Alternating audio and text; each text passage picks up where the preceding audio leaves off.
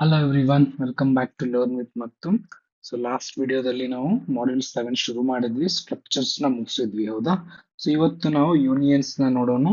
ಅದರ ಜೊತೆಗೆ type deaf, enum ಮತ್ತೆ ಬಿಟ್ ಫೀಲ್ಡ್ಸ್ ಬಗ್ಗೆ ನಾವು ನೋಡೋಣ್ರಿ. ಸೊ ಇದಿಷ್ಟು ಡಿಸ್ಕಷನ್ ಮಾಡಿದ್ರೆ ನಮ್ದು ಮಾಡ್ಯೂಲ್ 7 ಮುಗಿಯುತ್ತೆ. Okay, so let us start the video. So firstly question ಬರುತ್ತೆ, ವಾಟ್ ಈಸ್ ಯೂನಿಯನ್ ರೀ? ಸೊ ಯೂನಿಯನ್ ಕೂಡ ಯೂಸರ್ ಡಿಫೈನ್ ಡೇಟಾ ಟೈಪ್ ರೀ. ಇದು ಕೂಡ ನಮಗೆ ಡಿಫ್ರೆಂಟ್ ಡೇಟಾ ಟೈಪ್ಸ್ ನ ಸ್ಟೋರ್ ಮಾಡ್ಲಿಕ್ಕೆ ಹೆಲ್ಪ್ ಮಾಡ್ತೈತಿ. ಸ್ಟ್ರಕ್ಚರ್ ಡೆಫಿನಿಷನ್ ಸೇಮ್ ಇತ್ತು, ಹೌದಾ? It is also user define data type which will allow you to store the different data types. ಹೌದು, ಡಿಫ್ರೆನ್ಸ್ ಎಲ್ಲಿ ಬರುತ್ತೆ? ಡಿಫ್ರೆನ್ಸ್ ಇಲ್ಲಿ ಮುಂದೆ ಐತ್ರಿ. ಏನೈತ್ರಿ? ಯೂನಿಯನ್ ಒಳಗಡೆ ಏನಕ್ಕೈತಪ್ಪ ಅಂದ್ರೆ, ಏನ್ ನೀವು ಡೇಟಾ ಸ್ಟೋರ್ ಮಾಡ ಅಂತೀರಲ್ಲ, ಆ ಡೇಟಾ ಸೇಮ್ ಮೆಮರಿ ಲೊಕೇಶನ್ ಒಳಗೆ ಸ್ಟೋರ್ ಆಕೈತಿ. Means all the data whatever you are storing in the union will be sharing the same location. ಅದರ ಅರ್ಥ ಏನು? Let us try to understand. Difference ಏನಪ್ಪಾ ಬಂದ್ರೆ, ಸ್ಟ್ರಕ್ಚರ್ ಅಲ್ಲಿ ಏನಕ್ಕೈತ್ರಿ, each member gets its own memory. ಅಲ್ಲಿ ಏನಾಕೈತ್ರಿ ನಿಮ್ದು ಸ್ಟ್ರಕ್ಚರ್ ಅಲ್ಲಿ ಸ್ಟ್ರಕ್ ಸ್ಟೂಡೆಂಟ್ ಅಂತ ಇತ್ತು ಅಂತ ತಿಳ್ಕೊರಿ. ಅಲ್ಲಿ ಇಂಟ್ ರೋಲ್ ನಂಬರ್ ಇತ್ತು, ಕ್ಯಾರ್ ನೇಮ್ ಆಫ್ 20, ಹೌದಾ? ಮತ್ತೆ ಫ್ಲೋಟ್ ಮಾರ್ಕ್ಸ್, ಹೌದ್ರಿ? ಇಲ್ಲಿ ಇವು ಮೂರು ವೇರಿಯೇಬಲ್ಸ್ಗೆ ತಮ್ಮದೇ ಆಗಿರ್ತಕ್ಕಂಥ ಮೆಮರಿ ಲೊಕೇಶನ್ ಇರ್ತಿತ್ತು, ಅಲ್ಲಲ್ಲಿ ಡೇಟಾ ಸ್ಟೋರ್ ಆಕಿತ್ತು. ಬಟ್ ಯೂನಿಯನ್ಸಿಗೆ ಬಂದ್ರೆ all members share the same memory location. So union ಕೂಡ ನಾವು ಅದೇ ರೀತಿ ಬರಿತೀವಿ, ಮುಂದೆ ನಾವು ನೋಡ್ತೀವಿ, ಮುಂದಿನ ಸ್ಲೈಡ್ಸ್ ಎಲ್ಲ ಐತ್ರಿ.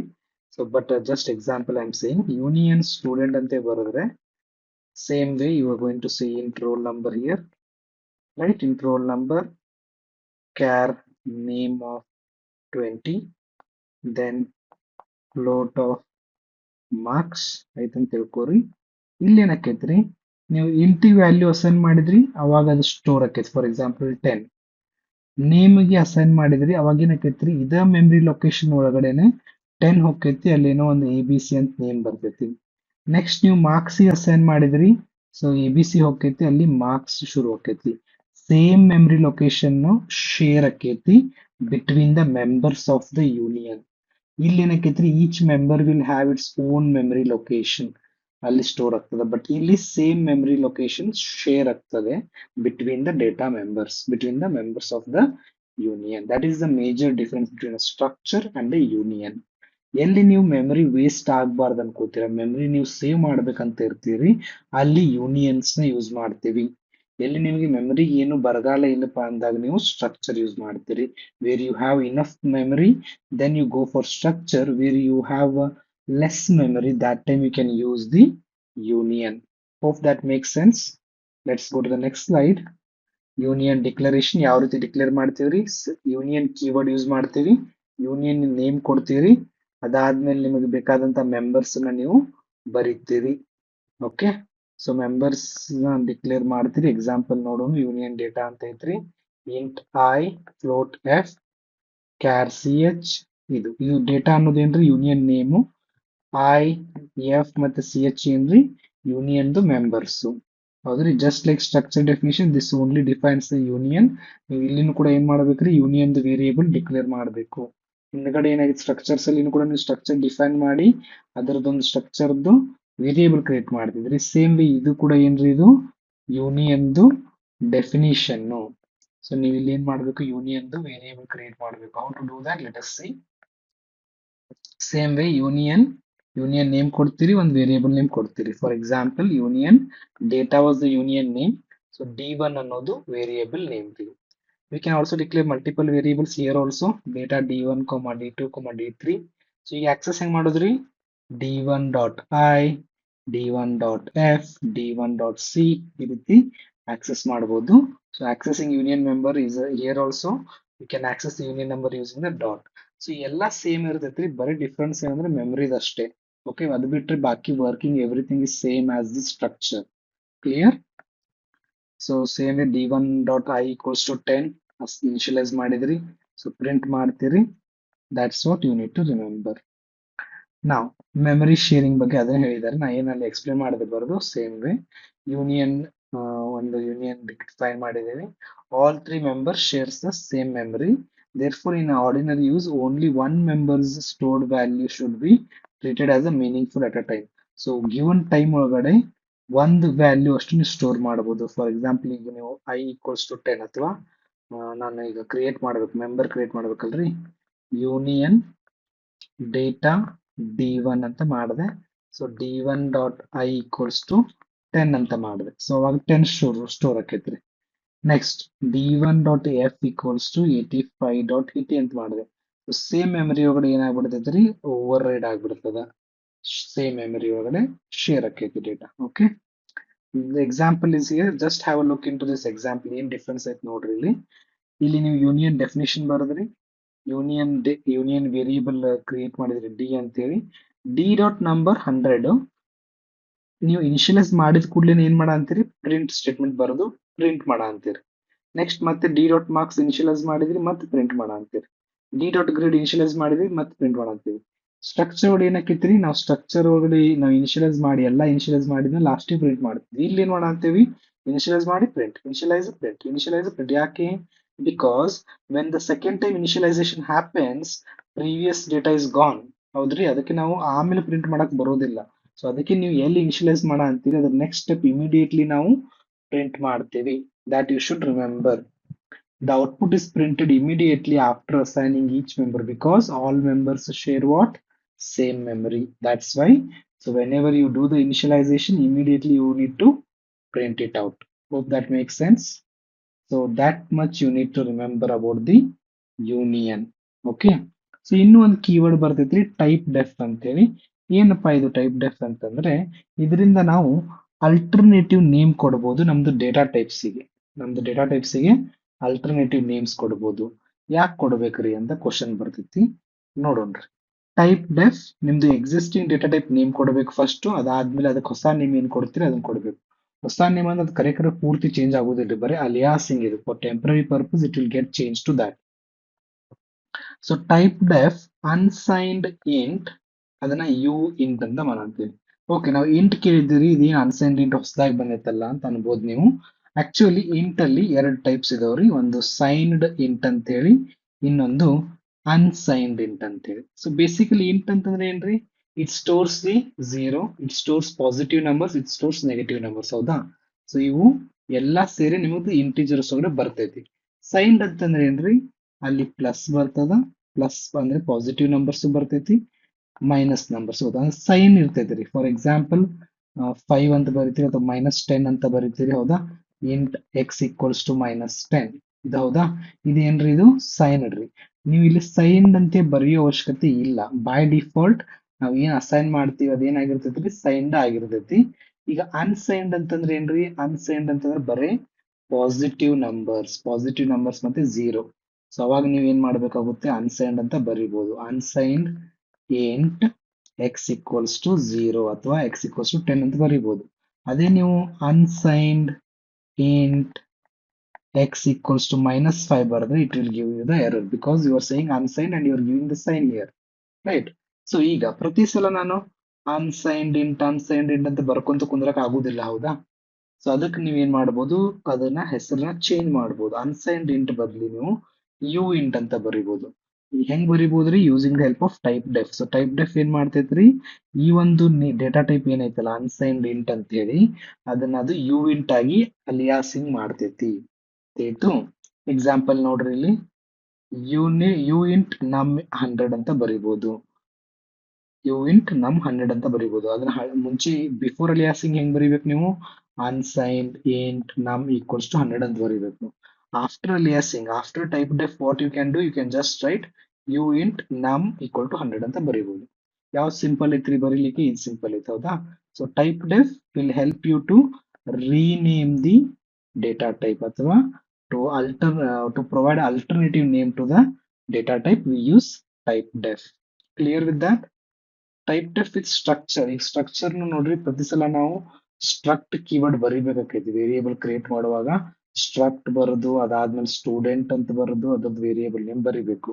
ಅದ್ರ ಬದ್ಲಿ ನಾವ್ ಏನ್ ಮಾಡ್ಬೋದ್ರಿ, ಈಗ ಇದೇನೈತಲ್ಲ ಇದು ವಿತೌಟ್ ಟೈಪ್ ಡೆಫ್ ನಾವ್ ಏನ್ ಮಾಡ್ತೀವಿ, struct keyword, structure name, structure members ಬರಿತೀವಿ. ಅದಾದ್ಮೇಲೆ ನೀವೇನ್ ಮಾಡ್ತೀರಿ, we declare the variable, right? Variable ಬರಿತೀವಿ, structure name S1 is a structure variable. ಈಗ ಯೂಸಿಂಗ್ ಟೈಪ್ ಡೆಫ್ ಏನ್ ಮಾಡ್ಬೋದ್ರಿ, ನೀವು ಫಸ್ಟ್ ಟೈಪ್ ಡೆಫ್ ಅಂತ ಬರೀತೀರಿ, ಆಮೇಲೆ ಸ್ಟ್ರಕ್ಟ್ ಅಂತ ಬರೀತೀರಿ. ಟೈಪ್ ಡೆಫ್ ಸ್ಟ್ರಕ್ಟ್ ಬರೋದು ನಿಮ್ದು ಮೆಂಬರ್ಸ್ ನ ಬರೀತೀರಿ. ಮೆಂಬರ್ಸ್ ಬರೋದು ಆದ್ಮೇಲೆ ನೀವು ಇಲ್ಲಿ ಏನ್ ಕೊಡ್ತೀರಿ, ಸ್ಟ್ರಕ್ಚರ್ ನೇಮ್ ಕೊಡ್ತೀರಿ. ಇದಾದೈತಿ. ಇದು ನಿಮ್ದು ವಿತೌಟ್ ಟೈಪ್ ಡೆಫ್, ಇದು with type deaf. So with type deaf ಇದ್ದಾಗ ಫಸ್ಟ್ ಟೈಪ್ ಡೆಫ್ ಮತ್ತೆ ಸ್ಟ್ರಕ್ಟ್ ಕೀವರ್ಡ್ ಎರಡೂ ಬರೀತೀರಿ. ಅದಾದ್ಮೇಲೆ ಬ್ಲಾಕ್ ಒಳಗಡೆ ನಿಮ್ದು ಮೆಂಬರ್ಸ್ ನ ಬರೀತೀರಿ. ಅದಾದ್ಮೇಲೆ ಬ್ಲಾಕ್ ಆದ್ಮೇಲೆ ನಿಮ್ದು ಸ್ಟ್ರಕ್ಚರ್ ನೇಮ್ ಕೊಡ್ತೀರಿ. ಈಗ ನೀವು ಏನ್ ಬರಿಬಹುದು ಅಂದ್ರೆ ಸ್ಟ್ರಕ್ಟ್ ಬರೆಯೋ ಅವಶ್ಯಕತೆ ಇಲ್ಲ. ಡೈರೆಕ್ಟ್ ನೀವ್ ಏನ್ ಮಾಡ್ಬೋದು, ಈ ಸ್ಟೂಡೆಂಟ್ ಅಂತ ಯೂಸ್ ಮಾಡ್ಕೊಂಡು S1 ಅಂತ ಬರೆದ್ರೆ ಮುಗೀತು. ಸೊ ಇಲ್ಲಿ ಸ್ಟ್ರಕ್ಟ್ ಬರೆಯೋ ಅವಶ್ಯಕತೆ ಇಲ್ಲ. ಸೊ ನೀವೇನ್ ಮಾಡ ಅಂತೀರಿ, ಟೈಪ್ ಡೆಫ್ ಮಾಡ ಅಂತೀರಿ ಇಲ್ಲಿ. ಸೊ ನೀವು ಸ್ಟ್ರಕ್ಟ್ ಬರೆಯೋ ಅವಶ್ಯಕತೆ ಇಲ್ಲ. ಇವನ್ ಸ್ಟ್ರಕ್ಟ್ ಕೀವರ್ಡ್ ಅನ್ನ ನೀವು ಸ್ಟೂಡೆಂಟ್ ಇಂದ ರಿಪ್ಲೇಸ್ ಮಾಡ ಅಂತೀರಿ. ಸೊ ಡೈರೆಕ್ಟ್ಲಿ ನೀವು ಸ್ಟೂಡೆಂಟ್ S1 ಅಂತ ಬರಿಬಹುದು. Clear with that. ಸೊ ಅದನ್ನೇ ತಗೊಂಡ್ ಒಂದು ಎಕ್ಸಾಂಪಲ್ ಬರ್ದೇವ್ರಿ ಇಲ್ಲಿ. Include stdio.h. ಇದೇನ್ರಿ ಇದು, ನಿಮ್ದು ಟೈಪ್ ಡೆಫ್ ಯೂಸ್ ಮಾಡ್ಕೊಂಡು ಸ್ಟ್ರಕ್ಚರ್ ನ ಡಿಫೈನ್ ಮಾಡಿದೇವಿ. ಟೈಪ್ ಡೆಫ್ ಸ್ಟ್ರಕ್ಚರ್ ನೇಮ್ ಏನು ಸ್ಟೂಡೆಂಟ್, ಅದರಲ್ಲಿ ಮೆಂಬರ್ಸ್ ಯಾರದಾರ್ರಿ, ರೋಲ್ ನಂಬರ್ ಮತ್ತೆ ಮಾರ್ಕ್ಸ್ ಇದಾರೆ. ಸೊ ಮೇನ್ ಫಂಕ್ಷನ್ ನೋಡಿ ನಾವೇನ್ ಮಾಡ ಅಂತೀವಿ, ಡೈರೆಕ್ಟ್ಲಿ ಸ್ಟೂಡೆಂಟ್ S1 ಅಂತ ಬರ ಅಂತೀವಿ. ವಿತ್ ಟೈಪ್ ಡೆಫ್ ಇದ್ದಿದ್ದಕ್ಕೆ ಬರ ಅಂತೀವಿ. ಟೈಪ್ ಡೆಫ್ ಇರ್ಲಿಲ್ಲಪ್ಪ ಅಂತ ಏನಾಗ್ತಿರ್ತೀವಿ, ನಾವು ಇಲ್ಲಿ ಸ್ಟ್ರಕ್ಟ್ ಸ್ಟೂಡೆಂಟ್ 1 ಅಂತ ಬರೀತಿದ್ವಿ. ಹೌದಾ. ಸೊ ಅದಕ್ಕೆ ಎರಡು ವೇರಿಯೇಬಲ್ ಇನಿಷಿಯಲೈಸ್ ಮಾಡಿ. 101 will be the roll number, 85.5 will be the marks. ಅದಾದ್ಮೇಲೆ ಅವನ್ನ ಪ್ರಿಂಟ್ ಮಾಡ್ತಾ ಇದ್ದೀವಿ. Hope that make sense. So that much you need to remember about the typedef. Okay. ಈಗ ನೆಕ್ಸ್ಟ್ ಬರೋದು enum ಅಂತೇಳಿ. enum ಅಂತಂದ್ರೆ ಇನಮರೇಷನ್ ಅಂತ ಕರಿತೀವ್ರಿ. ಇನಮರೇಷನ್ ಅನ್ನೋದು ಕೂಡ ಒಂದು ಯೂಸರ್ ಡಿಫೈನ್ ಡೇಟಾ ಟೈಪ್ ರೀ. ಎದಕ್ಕೆ ಯೂಸ್ ಮಾಡ್ತೀವಪ್ಪ ಅಂತಂದ್ರೆ it is it consist of set of named integer constants ರೀ. ಸೊ ಇಲ್ಲಿ ಒಂದಿಷ್ಟು ಇಂಟೀಜರ್ ಕಾನ್ಸ್ಟೆಂಟ್ಸ್ ಬರ್ತಾವು. Let us try to understand with the help of syntax and the example. So syntax ಬಂದ್ಬಿಟ್ಟು ನಿಮ್ದು, ಸಾರಿ, ಸಿಂಟ್ಯಾಕ್ಸ್ ಬಂದ್ಬಿಟ್ಟು enum keyword use ಮಾಡ್ತೀರಿ ಇಲ್ಲಿ. enum is a keyword. ಹೌದಾ. ಯಾವ ರೀತಿ ನಿಮ್ದು ಸ್ಟ್ರಕ್ಟ್ ಅಂತಿತ್ತು, ಮತ್ತೆ ಯೂನಿಯನ್ ಅಂತಿತ್ತು, ಮತ್ತೆ ಟೈಪ್ ಡೆಫ್ ಅಂತಿತ್ತು, ಅದೇ ರೀತಿ enum ಅನ್ನೋದು ಕೂಡ ಒಂದು ಕೀವರ್ಡ್ ರೀ. ಅದಾದ್ಮೇಲೆ ಅದಕ್ಕೊಂದು ಹೆಸರು ಕೊಡ್ತೀರಿ. ಅದಾದ್ಮೇಲೆ ವ್ಯಾಲ್ಯೂಸ್ ಕೊಡ್ತೀರಿ. ಓಕೆ. ಇಲ್ಲಿ ನೀವೇನ್ ವ್ಯಾಲ್ಯೂಸ್ ಕೊಡ್ತಿರಲ್ಲ, ಈ ಒಂದು ವ್ಯಾಲ್ಯೂಸ್ ಗೆ ಆಲ್ರೆಡಿ ಒಂದು ಕಾನ್ಸ್ಟೆಂಟ್ ವ್ಯಾಲ್ಯೂ ಕೊಟ್ಟಿರ್ತಾರ. ಅಂಡ್ enumದು ಕಾನ್ಸ್ಟೆಂಟ್ ವ್ಯಾಲ್ಯೂ ಶುರು ಆಕೈತಿ 0 ದಿಂದ. So it will automatically gets incremented by 1. So that is what is the enum ಅಂತಂದ್ರೆ, ನಿಮ್ದೇನ್ ಡೇಟಾ ಪಾಯಿಂಟ್ಸ್ ಇರ್ತವೆ ಅದಕ್ಕೆ ಆಲ್ರೆಡಿ ಒಂದು ಏನ್ ಮ್ಯಾಪ್ ಆಗಿರ್ತೈತ್ರಿ, ಇಂಟೀಜರ್ ಕಾನ್ಸ್ಟೆಂಟ್ ಮ್ಯಾಪ್ ಆಗಿರ್ತೈತಿ. ಫಾರ್ ಎಕ್ಸಾಂಪಲ್ ಇಲ್ಲಿ enum ಹೆಸರೇನು ಡೇ ಅಂತ ಹೇಳಿ, ಅದ್ರೊಳಗೆ ನೀವು ಏನ್ ಬರ್ದಿರಿ, Sunday, Monday, Tuesday, Wednesday, Thursday, Friday, Saturday ಅಂತ ಬರ್ದಿರಿ. ಸೊ ಇನಮರೇಷನ್ ಕಾನ್ಸ್ಟೆಂಟ್ಸ್ ಏನಾಗ್ತಾರೋ ಆಟೋಮೆಟಿಕಲಿ ಅಸೈನ್ ಆಗ್ತಾವು. So 0 will be Sunday, Monday will be 1, Tuesday will be 2, Wednesday will be 3, 4, 5, 6 ಈ ರೀತಿ ಅಸೈನ್ ಆಗ್ತಾವ. ಸೊ ಈಗ ಯಾವ ರೀತಿ ಆಕ್ಸೆಸ್ ಮಾಡ್ಕೊಳ್ಳೋದಪ್ಪ ಅಂತಂದ್ರೆ, ಸೊ ಇಲ್ಲಿ stdio.h ಬರ್ದಿರಿ, ಒಂದು enum ಡೇ ಅಂತ ಇನಿಷಿಯಲೈಸ್ ಮಾಡಿರಿ, 3 ದಿನ ಹಾಕಿರಿ, Sunday, Monday, Tuesday. So Sunday is 0, Monday is 1, Tuesday 2. ಈಗ ಮೇನ್ ಒಳಗಡೆ ಏನ್ ಮಾಡ ಅಂತೀರಿ, ನೀವು ವೇರಿಯೇಬಲ್ ಕ್ರಿಯೇಟ್ ಮಾಡ ಅಂತೀರಿ. Variable is today.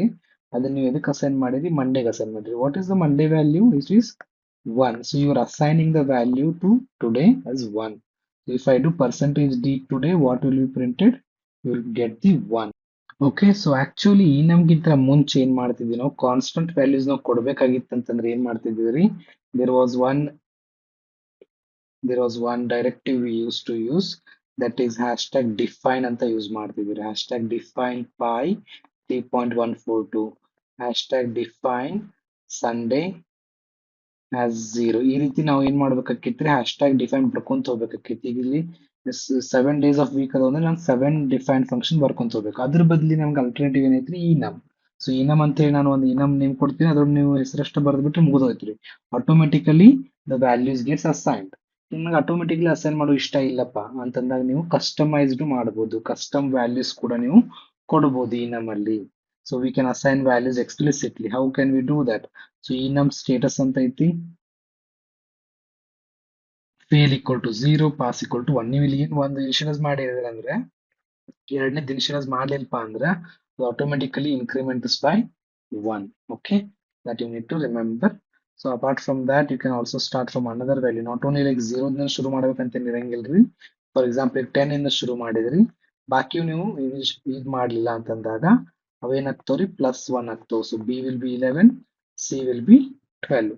ಇದನ್ನ ನೀವು ನಿಮ್ಗೆ ಏನಾದ್ರು ಕಾನ್ಸ್ಟೆಂಟ್ಸ್ ಸೆಟ್ ಮಾಡಬೇಕಪ್ಪ ಅಂತಂದಾಗ ಯೂಸ್ ಮಾಡಬಹುದು. ಫಾರ್ ಎಕ್ಸಾಂಪಲ್ ನಮ್ದು HTTP ಸ್ಟೇಟಸ್ ಐತ್ರಿ. ಫಾರ್ ಎಕ್ಸಾಂಪಲ್ HTTP ಸ್ಟೇಟಸ್ ನೀವು ಕೇಳಿರ್ಬೋದು. HTTP ಸ್ಟೇಟಸ್ ಅಂತಂದ್ರೆ ಏನ್ರಿ, ನಿಮ್ದು ವೆಬ್ಸೈಟ್ಸ್ ಆಕ್ಸೆಸ್ ಮಾಡಿದಾಗ ಅಲ್ಲಿ ಒಂದಿಷ್ಟು ಸ್ಟೇಟಸ್ ಕೋಡ್ಸ್ ಬರ್ತಾವ, ಹೌದಾ. ಈಗ ಓಕೆ ಅಂತ ಬಂದ್ರೆ that is you can say it as 200. Not found ಇತ್ತಪ್ಪ, ನಿಮ್ದು ವೆಬ್ಸೈಟ್ ಕಾಣ್ತಾ ಇಲ್ಲಪ್ಪ ಅಂತಂದ್ರೆ ನೀವು ಅದನ್ನ 404 ಅನ್ಬೋದು. ಸರ್ವರ್ ಎರರ್ ಅಂತ ಬಂದ್ರೆ ಅದನ್ನ ನೀವು 500 ಅಂತ ಹೇಳಿ ಇದ್ ಮಾಡ್ಬೋದು, ಹೌದಾ. ಸೊ ಈ ರೀತಿ ನೀವು ಏನ್ ಮಾಡ್ಬೋದು, ಕಾನ್ಸ್ಟೆಂಟ್ಸ್ ನ ಅಸೈನ್ ಮಾಡ್ಬೋದು with the help of enum. It is a replacement for your hashtag define. Okay, ಮತ್ತೆ ಇದನ್ನ ನೀವು enum ನ ಸ್ವಿಚ್ ಕೇಸ್ ಜೊತೆಗೆ ಯೂಸ್ ಮಾಡ್ಕೋಬಹುದು. It will be very much helpful with the help of switch case. Okay, then next concept and the last concept is the bit fields. ಏನಪ್ಪ bit field ಅಂತಂದ್ರೆ, normally an int variable uses multiple bits of memory. ಹೌದ್ರಿ, int ಅಂತಂದ್ರೆ ಏನ್ರಿ, standardise ಆಗಿ 4 bites ತಗೋತೈತಿ. Old architectures ಅಲ್ಲಿ 2 bites ತಗೋತೈತಿ, ಹೌದಾ. Correct. So ಈಗ ನಾವು ಒಂದಿಷ್ಟು ಜಾಗ ಇರ್ತವೆ ಅಲ್ಲಿ ನಮ್ಗೆ ಏನಾಕೈತ್ರಿ, 4 ಬೈಟ್ಸ್ ಮೆಮರಿ ಯೂಸ್ ಆಗೋಂಗಿಲ್ಲ ಎಂತಲ್ಲೇ ನೋಡ್ರಿ. But sometimes we need to store very small values. For example ಈಗ ಈಸ್ ಆಕ್ಟಿವ್ ಅಂತ ಐತಿ, it will be either 0 or 1. ಬರೀ ಒಂದು ಡಿಜಿಟ್ ಐತ್ರಿ ಅಲ್ಲಿ, ಹೌದಾ. ಸೊ ಇಂಥದ್ರಲ್ಲಿ ಏನಾಕೈತ್ರಿ, ಒಂದು ಡಿಜಿಟ್ ಅಥವಾ ಒಂದು ಬಿಟ್ ಇದ್ದಾಗ ಬಾಕಿದ ರಿಮೈನಿಂಗ್ ಎಲ್ಲಾ ಸ್ಪೇಸ್ ಏನಕೈತ್ರಿ ವೇಸ್ಟ್ ಆಕೈತಿ, ಹೌದಾ. For these values using complete interior size storage unit May waste memory. So memory waste ಆಗ್ಬೋದು. ಸೊ ಅದ್ರ ಸಲುವಾಗಿ ಏನ್ ಮಾಡ್ತೈತ್ರಿ, ಒಂದು ಬಿಟ್ ಫೀಲ್ಡ್ ಹೆಲ್ಪ್ ಮಾಡ್ತೈತಿ.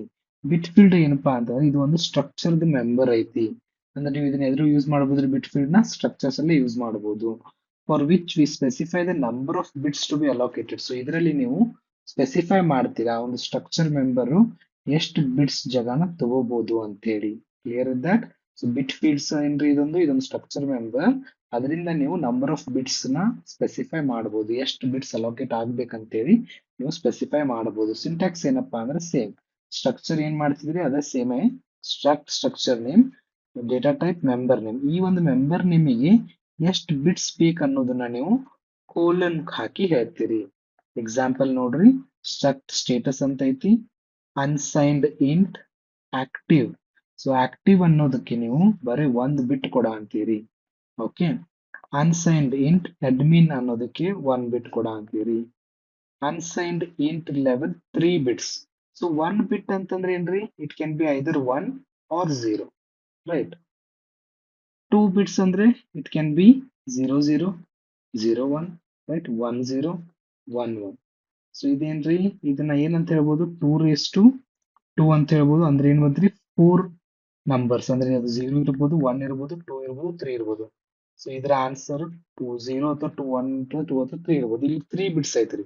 3 ಬಿಟ್ಸ್ ಅಂತಂದ್ರೆ 2 3 is what 8 ಬಿಟ್ಸ್ ಅಂತಂದ್ರೆ ಯಾವ್ಯಾವ್ರಿ ವ್ಯಾಲ್ಯೂಸ್ 0 1 2 3 4 5 6 7 ಮಟನು ನೀವು ವ್ಯಾಲ್ಯೂಸ್ ಕೊಡಬಹುದು ಲೆವೆಲ್ ವೇರಿಯೇಬಲ್ ಗೆ. ಹೆಚ್ಚಿಗೆ ಕೊಟ್ಟಿರೋದು ತಗೊಳ್ಳೋದಿಲ್ಲ, because you are saying it as 3 bits only allowed. 3 bits ಇಂದ ನೀವು ಜಾಸ್ತಿ ಎಷ್ಟು ನಂಬರ್ಸ್ ಮಾಡ್ಬೋದ್ರಿ, 8 ನಂಬರ್ಸ್ ಮಾಡ್ಬೋದು. ಫಾರ್ ಎಕ್ಸಾಂಪಲ್ ಅಲ್ಲಿ 4 ಕೊಟ್ಟಿನಪ್ಪ ಅಂತಂದ್ರೆ 2 4 ದಟ್ ಇಸ್ 16 ಬಿಟ್ಸ್ ಕೊಡ್ಬೋದು. 16 ಅಂತಂದ್ರೆ 0 to ಎಷ್ಟ್ರಿ 15 ಮಟನು ನಂಬರ್ಸ್ ಕೊಡ್ಬೋದು ನೀವು. That's what you can do. Clear with that. So let us see the next one. So ಇಲ್ಲೊಂದು ಪ್ರೋಗ್ರಾಮ್ ಬರ್ದೈತ್ರಿ. ಇದನ್ನ ನಾ ಏನ್ ಟೂರಿಸ್ಟ್ ಮಾಡಿದ್ನಲ್ಲ ಅದನ್ನ ಹೇಳಿದಾರೆ. For unsigned bit field containing N bits minimum 0 ಹತ್ರ ಇದ್ದೇ ಇರ್ತೈತ್ರಿ. ಮ್ಯಾಕ್ಸಿಮಮ್ ನೀವು 2n ಇರ್ತೈತಲ್ಲ ಅದಕ್ಕೆ -1 ಮಾಡ್ತೀವಿ. ಅಂದ್ರೆ ಫಾರ್ ಎಕ್ಸಾಂಪಲ್ 2 ಅಂದ್ರೆ ದಟ್ ಇಸ್ 4 -1 ಅಂದ್ರೆ 3 ಅಂದ್ರೆ 3 ನಂಬರ್ ಮಟನ್ ಕೊಡಬಹುದು. ಓಕೆ, ಅದು ಒಂದ್ ವೇಳೆ ನಿಮ್ದು 2 ಬಿಟ್ಸ್ ಇತ್ತಂತಂದ್ರೆ. ಲೆಟ್ ಅಸ್ ಸಿ, ಸ್ಟೇಟಸ್ ಅನ್ನೋದೊಂದು ಸ್ಟ್ರಕ್ಚರ್ ಡಿಫೈನ್ ಮಾಡಿದ್ದೇವಿ, ಹೌದಾ. ಅದರಲ್ಲಿ 3 ಮೆಂಬರ್ಸ್ ಅದಾರ. ಒಂದೇದ್ ಆಕ್ಟಿವ್, ಅದಕ್ಕೆ ಒಂದ ಬಿಟ್ ಐತ್ರಿ. ಅಡ್ಮಿನ್ 1 ಬಿಟ್ಟು, ಲೆವೆಲ್ 3 ಬಿಟ್ ಅದಾವು. So struct status s variable create ಮಾಡಿದ್ವಿ. ಎಸ್ ಡಾಟ್ ಆಕ್ಟಿವ್ ಏನೈತ್ರಿ 1 ಐತಿ. So 1 is allowed. S dot admin 0 is allowed. S dot level is 5 ಅಂತ ಐತ್ರಿ. So 5 is within 3, right. ಅಂದ್ರೆ ವಿದಿನ್ 3 ಅಂತಂದ್ರೆ 2 3 is 8. 8 ಅಂತಂದ್ರೆ 1 2 3 4 5 6 7 ಮಟಾನು ಕೊಡ್ಬೋದು. So 5 is within that. So u ಅಂತ ಐತಲ್ರಿ, ಯು ಇಸ್ ಫಾರ್ ಅನ್ಸೈನ್ಡ್ ಇಂಟ್ರಿ. Percentage u is unsigned int. So unsigned int ಅಲ್ಲಿ ನೀವು active s dot active s dot admin s dot level ನ ಪ್ರಿಂಟ್ ಮಾಡ್ತಾ ಇದ್ದೀವಿ. Okay, so bit field is mainly used when we want to control or reduce the number of bits used for storing data. ನೀವು ಯಾವಾಗ number of bits ನ reduce ಮಾಡ್ಬೇಕು ಅನ್ಕೊಂಡ್ರಿ ಅವಾಗ ನೀವು ಬಿಟ್ fields ನ ಯೂಸ್ ಮಾಡ್ಕೋಬಹುದು. ಯಾವಾಗ ಮೆಮರಿ ನಿಮ್ ಕಡೆ ಕಡಿಮೆ ಐತಿ ಅವಾಗ ನೀವು ಬಿಟ್ ಫೀಲ್ಡ್ ನ ಯೂಸ್ ಮಾಡ್ಕೋಬಹುದು. ಬಿಟ್ ಫೀಲ್ಡ್ ಅದು ಸ್ಟ್ರಕ್ಚರ್ಸ್ ಅಲ್ಲಿ ಬರ್ತದೆ. Hope that make sense. So that completes this lesson, structures and unions. Let us see the some of the MCQs. In C, members of a union ಏನ್ರಿ ಸೆಪರೇಟ್ ಮೆಮರಿ ಲೊಕೇಶನ್ ಇರ್ತೈತೇನು? ಇಲ್ಲ, share the same memory location. Difference ನೆನಪಿರ್ಲಿ. Which of the following is the major difference between structure and a union? ಏನ್ರಿ structure members have separate storage, union members share the storage. ಹೌದಾ? What is the purpose of typedef? Typedef ಏನ್ ಮಾಡ್ತೈತ್ರಿ? It will create an alternative name for the existing data type. An unsigned bit field of 3 bits can store values in which range? So 3 bits ಅಂತಂದ್ರೆ 2 3 ರೀ. ಅಂದ್ರೆ ಎಲ್ಲಿಂದ ಎಲ್ಲಿ ಮಟ 0 to 8 ಮಟ ಅನ್ರಿ. 8 ಬರೋದಿಲ್ಲ, ಯಾಕಂದ್ರೆ it is 2 3 minus 1, right? That is 2 n minus 1, ಅಂದ್ರೆ 0 to 7 is the answer. Don't get confused. Okay, 2 3 is 8, but answer ನಮಗೆ 2 n minus 1 ಬೇಕ್ರಿ. 2 3 minus 1 ಅಂದ್ರೆ 8 minus 1, that is 7. So 0 to 7 is the answer. So that's all you need to remember in structure and unions. So hope you understood. I have already uploaded the notes. Go through the notes also. If you get any doubts, post it in the comments as well as in the community. I'm going to see you in the next module, in the next video. Till then, take care, and also don't forget to subscribe and also click on the bell icon to get the notifications of the future videos. Thank you for watching.